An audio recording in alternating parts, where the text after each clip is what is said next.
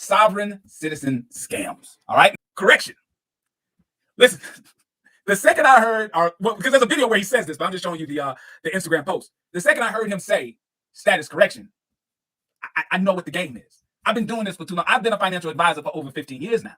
I know what's going on. I've had personal experiences with people who think the way Brother Truth seems like he thinks when it comes to status correction. So what is status correction? What's going on? So for those of you who are unaware, who haven't been through this world of Moorish nationals and sovereign citizens, status correction basically means, all right, it's a concept because there's nothing in reality. None of this is actually based in reality. It's all a daydream, a figment of their imagination, and alternative reality where they like to role play as if they're some sort of kings and queens of their own country. But the concept of status correction is that these individuals believe that there is some kind of legal process that they can access. If they file the right paperwork, they then put themselves in a classification that is beyond a regular U.S. citizen. If you file the right paperwork with the right court, you do the right thing, you do exactly what they tell you to do for a fee. Now understand, they're charging you to teach you how to do this status correction. They're not just doing it for the culture, they're doing it for the pocketbooks too, in my opinion. But if you file the right paperwork, you do the right things, you do all the right steps, you are no longer a regular U.S. citizen.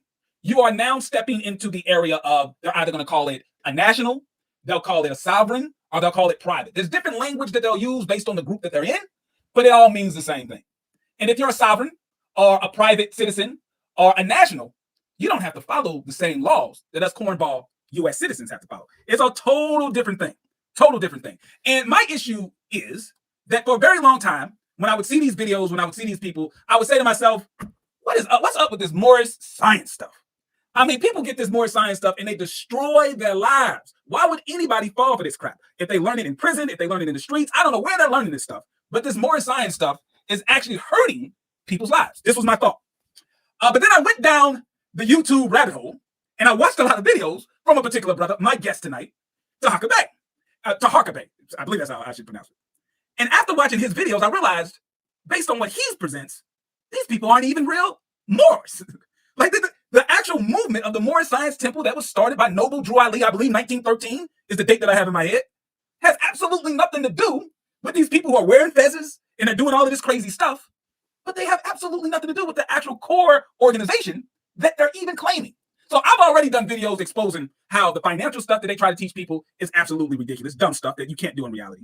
But I thought it would actually be interesting to get the perspective of someone who is a Moor, who practiced the Moorish science, and what do they see and what their point of view is to these characters. So I'm gonna bring many people are not that fortunate to be able to line up what they're being told on the internet about Prophet Noble Drew Ali's teachings or his walk. So therefore, platforms like this is very important. Now, if one wants to be a sovereign citizen, if you want to say, people like say that's a misnomer, but that's the phrase and the terminology that people use, and that's what is going to be referred to whenever I talk about it. So if one wants to be a sovereign citizen or a sovereign Moor or a Moorish national, no harm, no foul. But let's be clear, that has nothing to do with the teachings of the Prophet Noble Drew Ali. I can prove it by and by. It has absolutely nothing to do with the teachings of the Prophet Noble Drew Ali. None whatsoever. All right, so and real quick, because I know that they don't like to be referred to as sovereign citizens, but let me explain something real quick.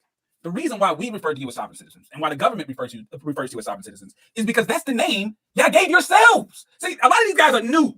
So to them, they don't even realize that the first group of people who were doing what you guys are doing now, they refer to themselves as sovereign citizens. The name stuck. Yes, we understand that sovereign and being a citizen is an oxymoron. We get it. Right. But your elders in the movement named y'all that, and it just stuck. So it is what it is. I'm going to call you a sovereign citizen until I'm no longer here, because that's the label and the title that your elders in the movement gave. All right, now we actually a race of people that has been here for. All right, here we go.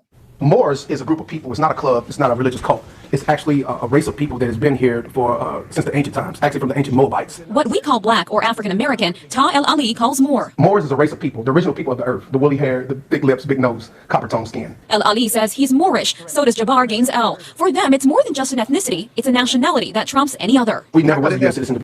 Go right in. Let me cut in right there. First of all, when people start to proclaim Moor, first thing you got to understand is that the original founder of the concept of Moor in this country that taught it on a massive level or organized under the term Moor was Prophet Noble Drew Ali. That's number one. It's not that people did not refer to themselves or see themselves as more. Of course, there was some sprinkled in here, but the one who organized and traced those descendants of slaves here in America and the indigenous people here to the Moors of northwestern and southwestern shores of Africa was Prophet Noble Drew Ali, hands down. Now, with that being said, the standard would have to be met if one chooses to say that they are Moor, or even the term Moorish, and especially if they got the name, got a name in their annex, or adjust their name with El or Bey, it would connect them to Prophet Noble Drew Ali by default, even if they don't know, because Prophet Noble Drew Ali is the founder of the concept. He is the founder of the Moorish Science Temple of America. Therefore, we can use that to measure what they're talking about according to what Prophet Noble Drew Ali taught. And then we can get into some middle ground, what's right and what's wrong. People don't have to follow Prophet Noble Drew Ali or even believe in Prophet Noble Drew Ali, but to understand the standard in which people are setting, that's the measure you would have to use. You follow? Now our people are looking for our identity, right? We have an identity crisis on our hand amongst our people, our community, as a collective of people. And some of our people have decided to go back and say, you know what? We as black people are actually Indians, right?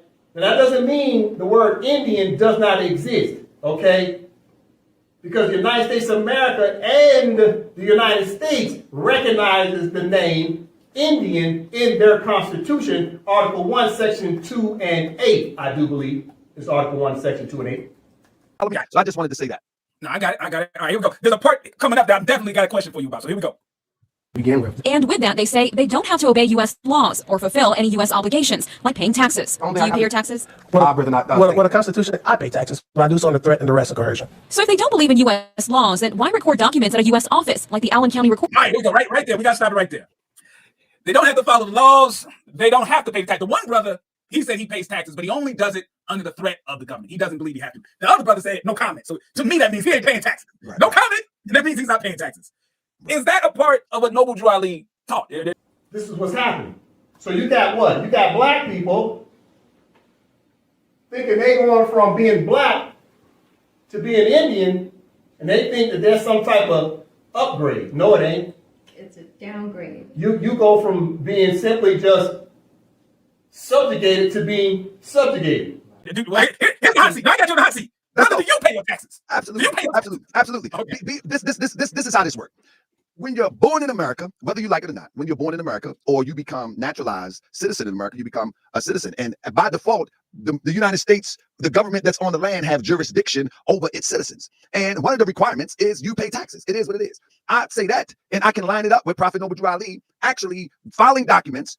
And in the document, he proclaims himself as a United States citizen. Therefore, that would just beg the reason that he would also, I have Prophet Noble Drew Ali recording written word that Moors should obey all laws, loyalty to government, not to politics, but to government. That means the rules and the laws that govern within, but it said to obey hereby, which is the laws of the Moorish Science Temple of America, which means you don't want to go outside your divine principles to follow something that's crazy and shady. But nevertheless, the Prophet Noble Drew Ali enforces the concept that we are to act within the construct of this jurisdiction in which we undercall the United States. Period, point blank. All right, so you pay your taxes. You were never taught to not pay taxes. There's no scripture anywhere from Noble Drew Ali that would say don't pay taxes. Not at all. Not at all. Not at all. Nowhere. Recorder's office. It's just giving proper notice. So then if we ever do get involved with some type of trouble, they would know our status and we're not a subject of their city. Here's the next one. Here's the next one. This one is hilarious. We got to get through it. We're going to get to the phone calls. But you got to watch this one because this one will almost break your heart. Can I help you, officer? You can help me by giving me your license, registration, before we get there, I need you to give me your badge number. I'm recording for my construction. Where's your body camera? I don't have a body camera. Okay. I need your badge number is 3420. 3420. I need your name. I need your bond claim number. What? Bro, what are you talking about, man? I will identify myself. Okay. I need you to identify yourself first. I'm Officer Kincaid, badge number 3420. Bond claim number, please. License, registration, insurance, please. Bond claim number. Excuse me, can you give him your license registration? We have our child in the car. I'm not doing it. Okay. Don't make this any more difficult than And we're right outside of our home. We live right there. License, registration, insurance. Don't do it with my kid in the car. If there's going to be any more problems, I'm going to request He's letting you know that your light's out, so say thank you. So you can do all that. Identify yourself, and he gave you his badge number. bond claim number. What the fuck is a bond? He probably don't even know what a bond claim number You is. know what a bond? They're binded. All the cops are bonded. But okay. All right. Brother, what is a bond claim number? What's going on? Well, hold on. First off, do you have a driver's license? Do you drive? Absolutely. And this is the thing. Let me. All right, so you drive. Do you have a Yeah. driver's license? Absolutely, Okay, absolutely, all right. absolutely. Now listen, I'm not familiar with all of these terminologies because I'm telling you, a lot of that stuff has nothing to do with the Moorish Science Temple of America. A lot of this stuff, if you want to learn these terminologies, you would have to get the redemption manual written by Europeans. These Europeans that wanted to separate themselves from the Right. what they would call the imperialist government of the United States, they created these concepts from laws from the 1800s, like the right to travel thing. That comes from the 1800s of horse and buggy, and one was able to leave a plantation and you needed a slip so you can travel and you're traveling, but you're not driving because you're not doing commerce and all that. That comes from the 1800s, as if laws are not adjusted and updated according to the times. Right. And then they say, well, this is not a law, this is a statute and all of that mumbo jumbo. However, what I'm saying is that has no place in the Moorish Science Temple of America. In fact, I can actually show you, if I'm able to screen share real quick, I can actually show you. Now, let's just go by logic and reason, right? Logic and reason would lead anybody to the conclusion that if Prophet Noble Drew Ali was in a parade and he says that he was escorted by the police in the parade, that would mean that he was following the laws of that time and of that city. He went to the office, or somebody went to the office, got a permit. He filed a permit for the parade. Let me see if I can pull that up real quick. Let me see real quick. I'm going to see if I can screen share real quick, just so I can show and prove. I'm not going to do like I do my show and try to show and prove every single thing, but let me see if I can screen share this right here. Go ahead, work. I want to show the rest of the video. So work on Okay. that. But see, I want people to see what happens after got you. all that talk, after all that. Hey, give me your bond claim number. Let me talk to your supervisor. After all that talk, this is what he gets you. Check your attitude. Because as soon as they pulled you over, you straight had an attitude from jump. Because you're sending a brake light out. Talk to you all crazy. You start talking to them all crazy. You could do that shit when you get pulled over by yourself, not in my kid's car. That's my sis. I have some bad news for you. Your vehicle registration expired May 31st. Okay? According to the laws of Philadelphia, as a lifestyle vehicle, keys will be towed by Philadelphia Department of Authority. You have registration. I need those keys, sir. No, I need a supervisor. Okay, that's fine. I'm still gonna need those keys. I need a supervisor. All right. Because I'm traveling in my personal vehicle. Okay. All right. Yep, in my car. You did it one week though, right? Before I do the law. Okay. I'm starting to study now. Okay. So you want a supervisor? I'm gonna need those keys. Once you give me the keys, I'll call for the I supervisor. need a supervisor. All right, sir. It's not gonna end well. I'm gonna let you know that right now. You can't take my car. I can take your car. I Sir, have to car's take not your registered to the state. It is registered to the state. I want to. No, man, you can't take my car, man. Sir? Look at my sovereign citizen husband, Moore. Would he want to be a Moorish citizen? He have a right to travel. He ain't got to re-register his car, and it only costs $70.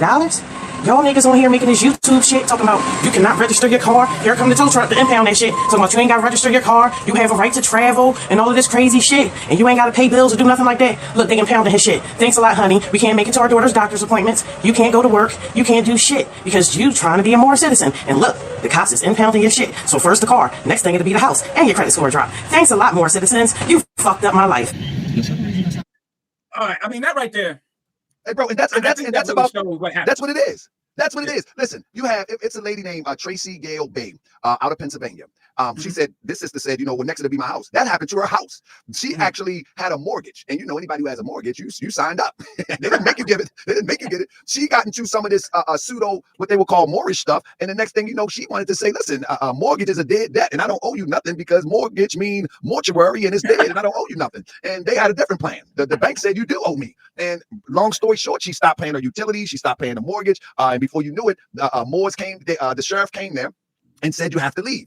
She said, we're not going to leave. She got on Instagram, on YouTube. Oh, the Moors, come on, help me. They're trying to, I think, occupy or some terminology that she used. They're trying to occupy. And when they ultimately came, the Moors came, they stood there as a wall of brass, about 25 of them. So the sheriff, quite naturally, said, okay, we wasn't prepared for all this. They stepped away. Right. 2 weeks later, they came back, took everybody to jail, and took her children. Oh. Now, mind you, she's out of jail now. She's not as boisterous. She's not as so off the wall with it. She still talks the same stuff. Her husband is still in jail to this day. But let's look at this. When she refused to pay her utilities and she refused to pay the mortgage, they had a gas stove in the house with propane connected to batteries for electricity with children in the house. All of this in the name of being liberated and free from the United States government in the name of this pseudo-Moorish concept. Again, it has nothing to do with Moorish. Nothing whatsoever. This is a what they would call a white sovereign citizen doctrine. Has nothing to do with Moorish. None of it. None of it. All right, we got one more clip, and then we're gonna take calls. Caller from 620 area code. Just hold tight. We got maybe 3 minutes, and we're gonna start taking calls. So if you want to start calling in, give us a call now. 515-602-9778. This is the last clip we're gonna watch, and we'll get into the questions. Group called the Rise of the Moors. You might remember it's been nearly a year since the Moors were at the center of a long police standoff on I-95 in Wakefield. The case has gone quiet since that day. So where does it stand now? WBZ Chief Investigator Cheryl Fiandaca has some answers tonight. We have the right to travel as long as we're not making any unnecessary stops. The standoff was streamed live, heavily armed, wearing tactical gear and body armor. Nearly a dozen members of the Rise of the Moors standing out in the middle of the highway. The self-proclaimed militia group was traveling from Rhode Island to Maine and stopped on the side of Route 95 in the middle of the night to refuel one of their trucks. It was July 4th weekend, and that stop caught the attention of a state trooper. Police say the men had no permits for the guns, and that led to a 9-hour negotiation, shutting down part of the highway in Wakefield. In the end, the men surrendered. Police recovered pistols, AR-15s, and rifles. In all, 11 were arrested. In court facing a host of weapons charges, the leader of the group, Jamal Latimer, also known as Jamal Talib Abdullah Bey, told the judge the court had no jurisdiction over them. 8 of the men have now been indicted. The I-team has learned 2 are still being held in jail. Latimer is in custody in Middlesex County. All of the cases are pending. The Rise of the Moors believes they are sovereign citizens under a treaty with the U.S. and Morocco, and are not subject to state or federal laws. I reassured them that these men here will not be pointing guns at them. During the standoff, the men claimed to be peaceful and said they were on their way to private land in Maine to train, waving a Moroccan flag. All of the members, including a 17-year-old, have court hearings this month, with trials scheduled to begin in August. Cheryl Fiandaca, WBZ News. Moors is a group of people. It's not a club. Now, it's not a. now, when you see that, right? When you see that, and they're perpetrating as if they're with you.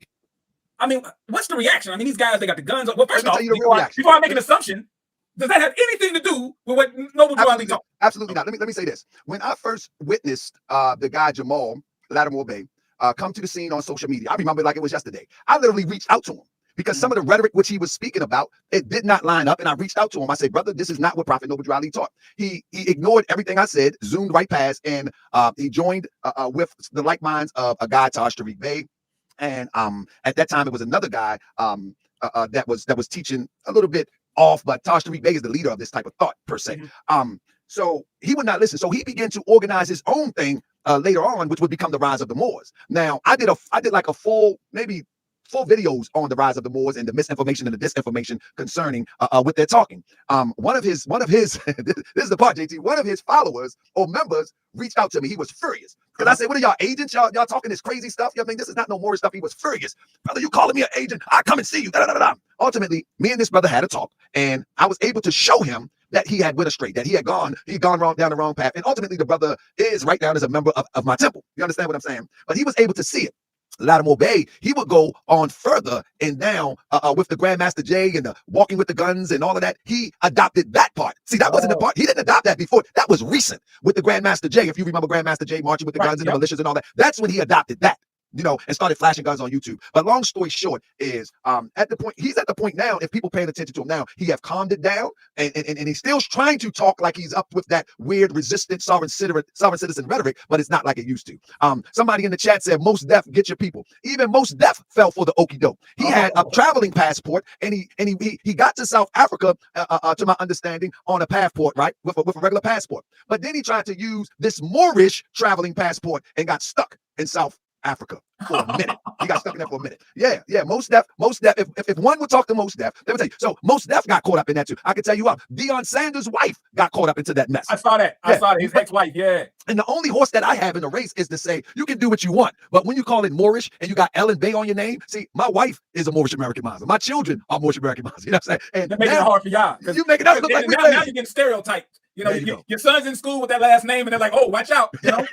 Exactly. So that's why I've covered this. And before I covered a lot of different names on my platform that I cover now, that I've been covering for the last year or so. I've covered all misinformation, disinformation about the Moors that take this path in order to inform those that would want to understand what the teachings of the Prophet Noble Drew Ali are really about, as opposed to what's been put out there on the internet. I think a lot of it is intentional. A lot of it is a money grab. Let's be clear. A lot of it is a money grab. They're selling all this. All this stuff isn't for free. You got to buy it. So we're about to open up the phone lines. I just want to give credit where credit is due. The channel that you see up here, Truth Science 151. I watch these videos all the time. This YouTube channel is dedicated to watching all of these fake Moor science sovereign citizens fail.